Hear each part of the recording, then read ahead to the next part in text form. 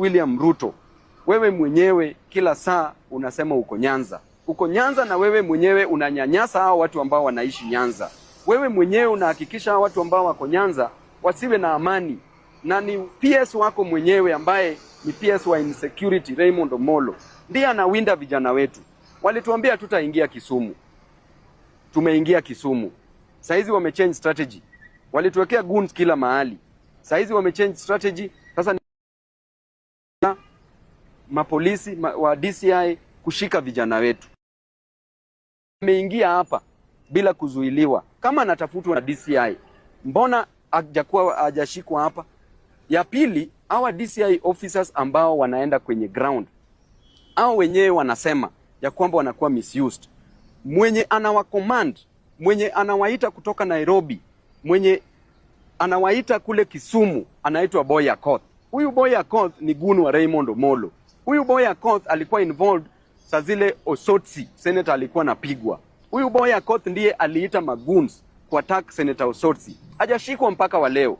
Na yeye ndiye anatoa maafisa, anawapigia simu kwa sababu Raymond amempatia powers, pamoja na deputy director wa DCI ambaye anaitwa Onyango.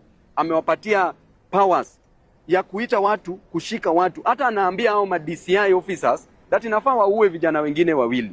Juzi hao ma DCI officers wamekuja wakashika watu kule Kisumu, vijana wawili wakapiga marisasi juu. Hao vijana hawajapatikana mpaka wa leo. Vijana wamepotea kwa mkono ya Kiptum, mkono ya Kariuki. Na tena tutaongeza majina kwa sababu tunaenda kupata majina zao zote. So Onyango, wacha kumisbehave kwa ofisi. Kama unataka cheo, fuata mambo venye nafaa iwe upewe cheo. Usijifanye wewe ndio unapenda hii serikali sana, unataka kuumiza watoto wenyu wenyewe. Hakuna haja ya kudhulumu watu. Huyo Oliver ako hapa. Wakitoka hapo utasikia ameshikwa Kisumu na amekuja hapa kwa DCI headquarters. So hao vijana wetu ambao wanashikwa, mimi nataka nitoe onyo kwa polisi, Inspector General of Police, IG Kanja. Lazima ustamp authority uhakikishe hii unit yako isikuwe misused, isikuwe abused.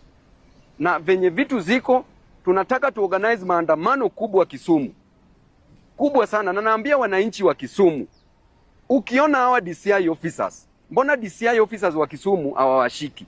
Treat these people as criminals. These are criminals that must be dealt with.